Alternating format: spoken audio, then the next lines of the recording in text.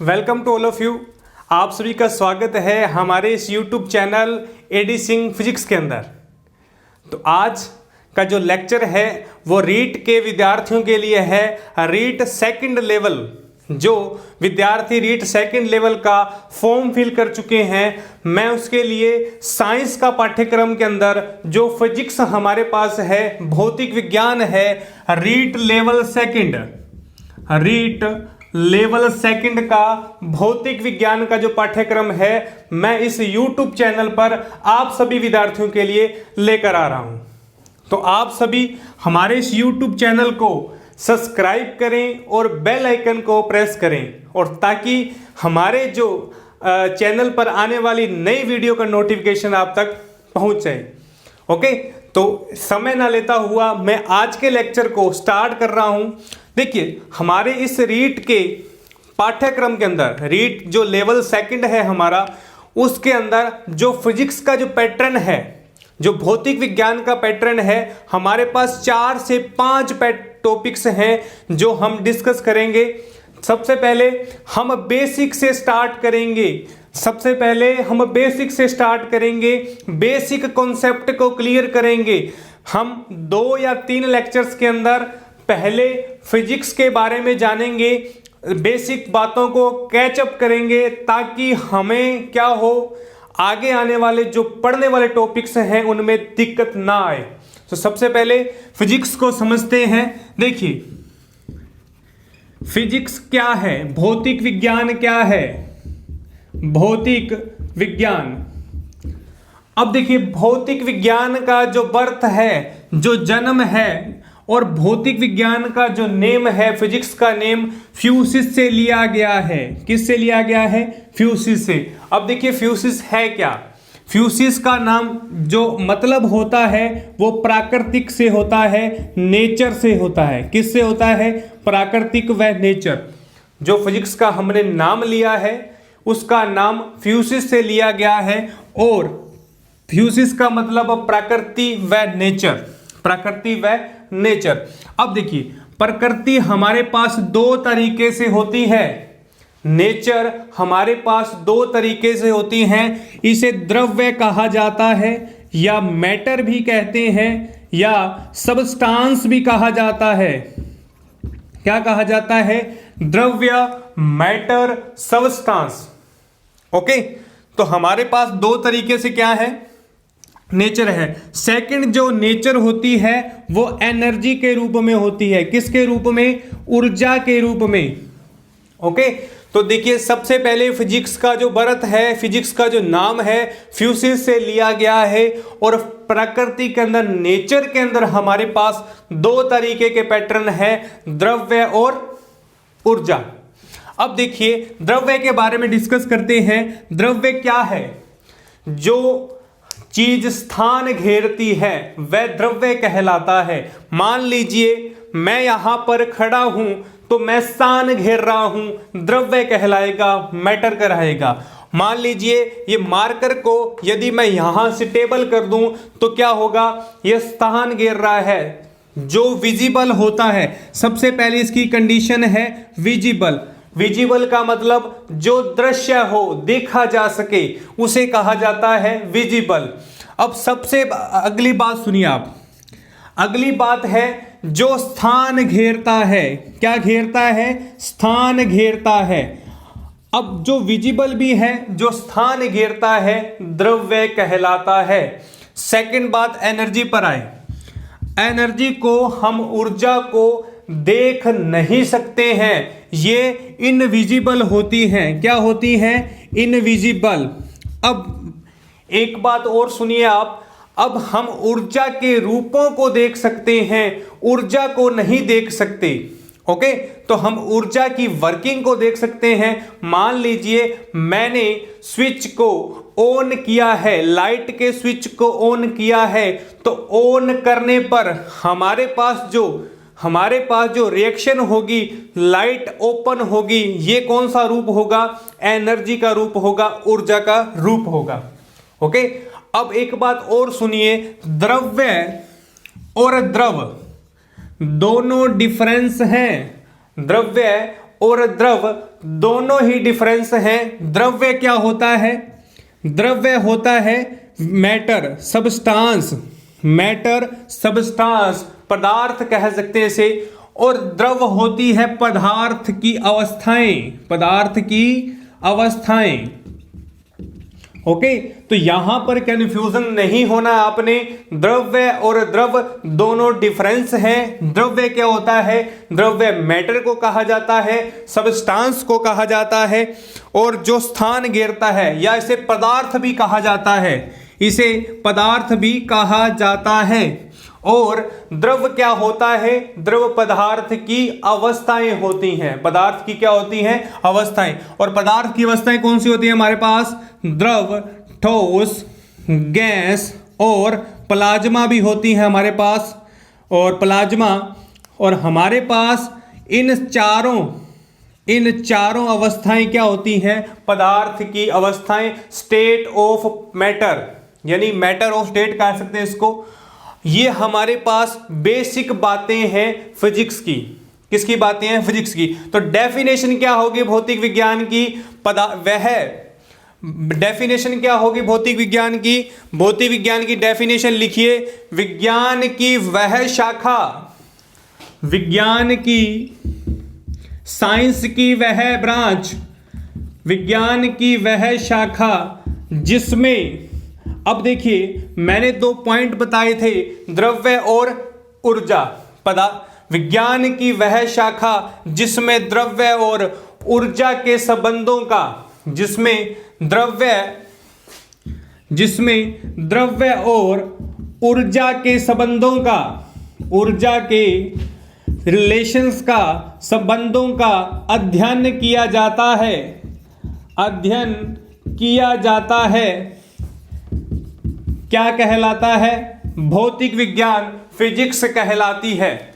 Okay, तो क्या होगा? विज्ञान की वह शाखा, विज्ञान की वह ब्रांच जिसमें द्रव्य, मैटर और एनर्जी के संबंधों का अध्ययन किया जाता है, क्या कहलाता है? भौतिक विज्ञान व फिजिक्स कहलाती है। ओके, तो ये हमारे पास क्या है?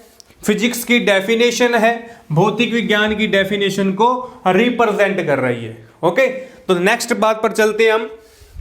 देखिए हमारे पास कौन कौन सी फिजिक्स हैं, हमारे पास कौन कौन सी फिजिक्स हैं, हम कौन कौन सी फिजिक्स को कंसीडर करने वाले हैं, और हमारे पैटर्न के अंदर, हमारे जो रीट के सिलेबस के अंदर कौन कौन सी हमारे पास फिजिक्स हैं, हम उनको भी डिस्कस करेंगे।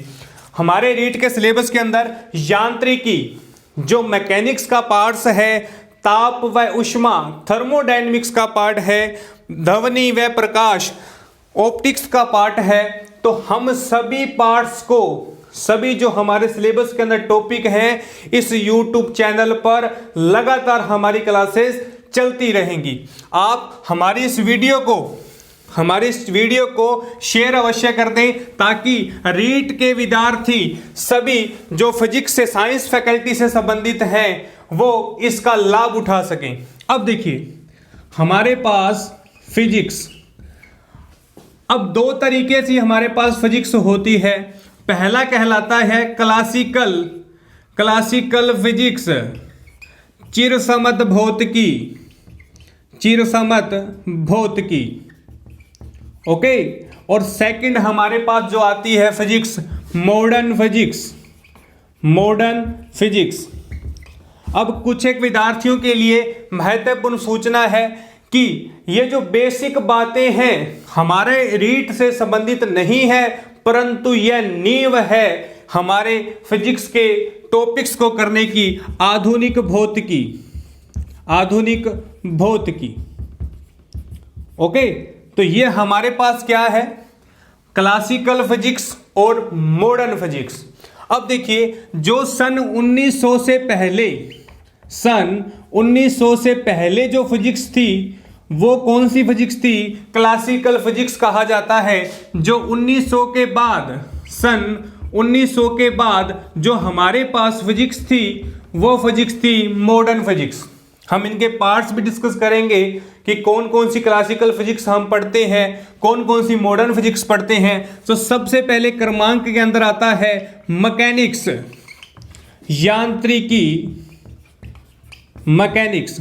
अब देखिए मैकेनिक्स का जो पार्ट है आपके सिलेबस के अंदर भी है, और हम मैकेनिक्स के अंदर कौन कौन सी बातें कंसीडर करेंगे उनको भी देखते हैं। देखिए मैकेनिक्स का जो हमारे पास पार्ट्स है उसके अंदर यदि बल, गति, इन सभी बातों को हम कंसीडर करेंगे। हमारे मैकेनिक्स के पार्ट्स के अंदर है बल के टॉपिक्स हैं, बल के प्रकार हैं, गति के प्रकार हैं, किस तरीके से हमारे पास फोर्स व मोशन होती हैं।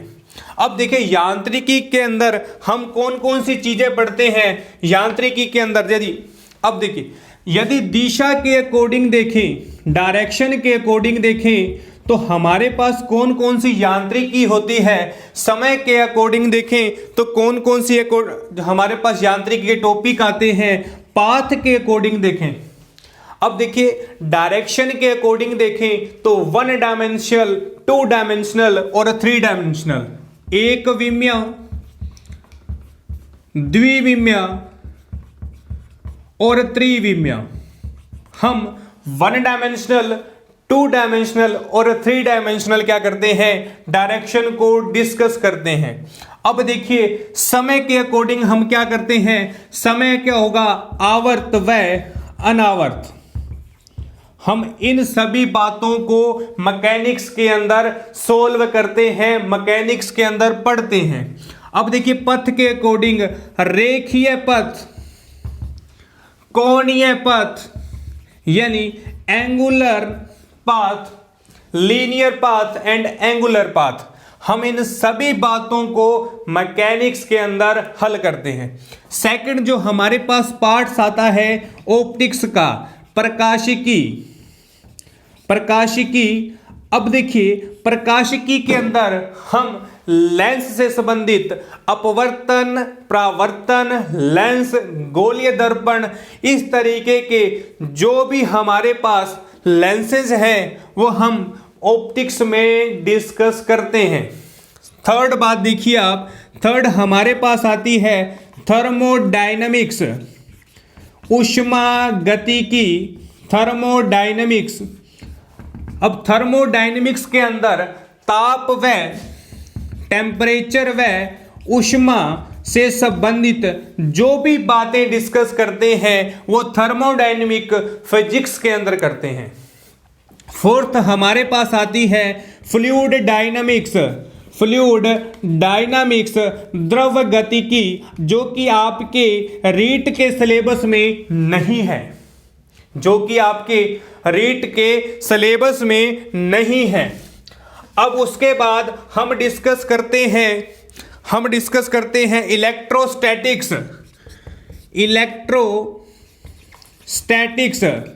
स्थिर वैद्युतिकी। अब देखिए स्थिर वैद्युतिकी के अंदर हम चुंबकीय क्षेत्र से संबंधित, चुंबक से संबंधित जो भी हम बातें डिस्कस करते हैं वो स्थिर वैद्युतिकी कहलाती हैं। अब एक बात आप और सुनिए, मैंने यहां पर सन 1900 से पहले क्यों कहा, इसका रीजन भी आप बिल्कुल सुनिएगा। अब देखिए इन 10 या 20 सालों के अंदर हमारे पास इस फिजिक्स के अकॉर्डिंग, इस भौतिकी के अकॉर्डिंग कोई भी रेगुलर अपडेट नहीं है। यदि मैं ये कहूं कि न्यूटन का नियम इन आने वाले पहले 20 सालों के अंदर कोई ना कोई साइंटिस्ट ने चेंज किया है, किसी साइंटिस्ट ने चेंज किया है, बदल दिया है, ऐसा कभी संभव हुआ ही नहीं है। तो 1900 से पहले जो फिजिक्स थी, या कह सकते हैं वह फिजिक्स जिनमें रेगुलर अपडेट नहीं है, क्लासिकल फिजिक्स कहलाती है। चिरसमत भौतिकी वह है जिसमें कोई रेगुलर अपडेट नहीं है, चिरसमत भौतिकी कहलाती हैं। ओके, तो तो देखिए सबसे पहले हमारे जो रीट के सिलेबस के अंदर मैकेनिक्स का पार्ट्स है, ऑप्टिक्स का पार्ट है, थर्मोडायनेमिक्स है, इलेक्ट्रोस्टैटिक्स है। तो हम सभी टॉपिक्स को वन बाय वन डिस्कस करेंगे, वन बाय वन। इस वीडियो लेक्चर्स के अंदर आपके इस यूट्यूब चैनल पर सारी वीडियोस उपलब्ध रहेंगी।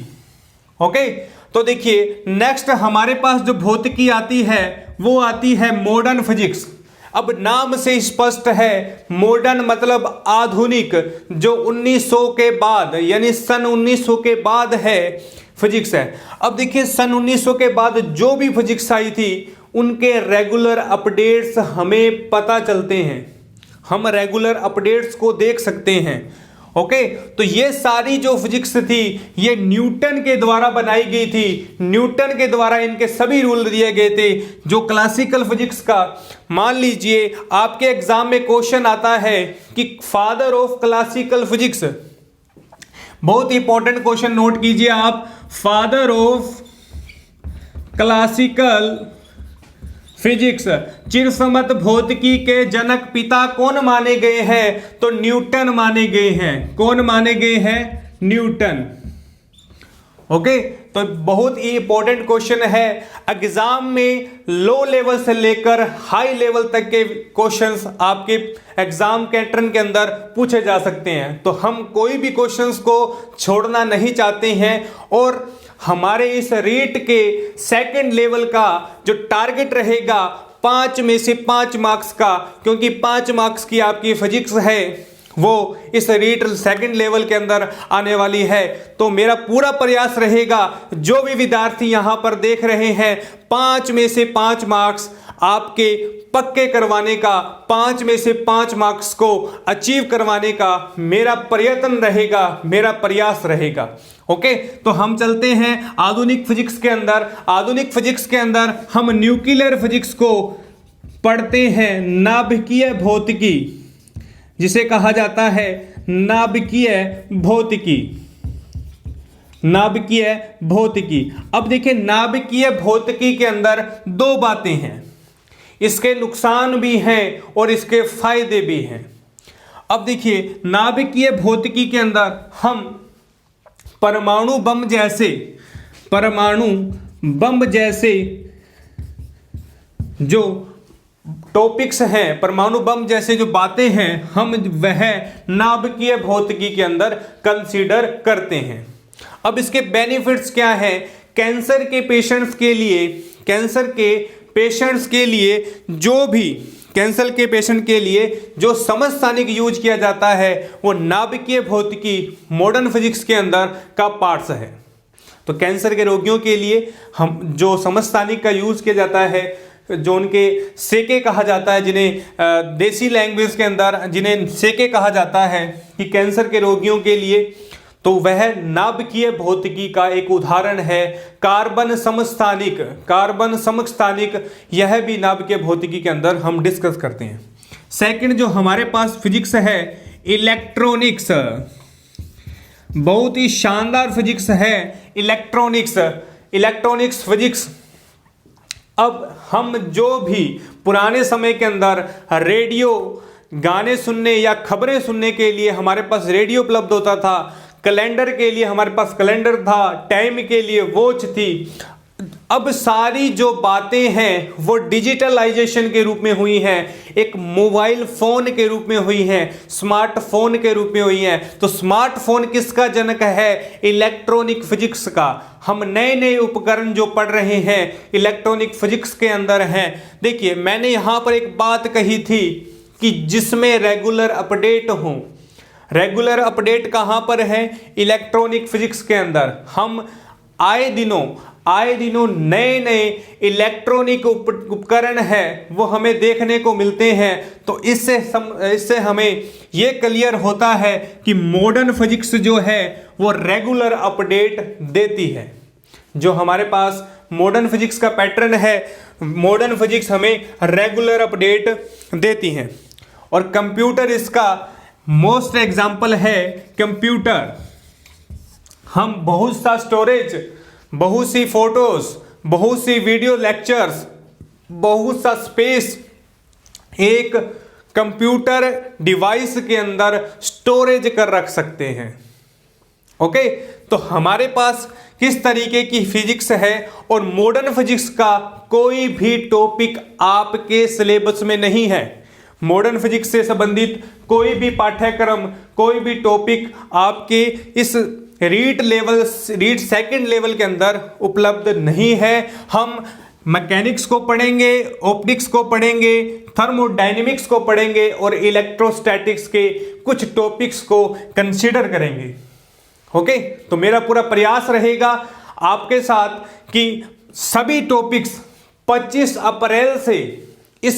अप्रैल से पहले आपके सिलेबस को कंप्लीट करवाया जाएगा और साथ ही इंपॉर्टेंट क्वेश्चन की सीरीज, जी हां, इंपॉर्टेंट क्वेश्चन की सीरीज, जो इंपॉर्टेंट क्वेश्चन होंगे, महत्वपूर्ण क्वेश्चन होंगे, वो आपके इस YouTube चैनल पर उपलब्ध रहेंगे।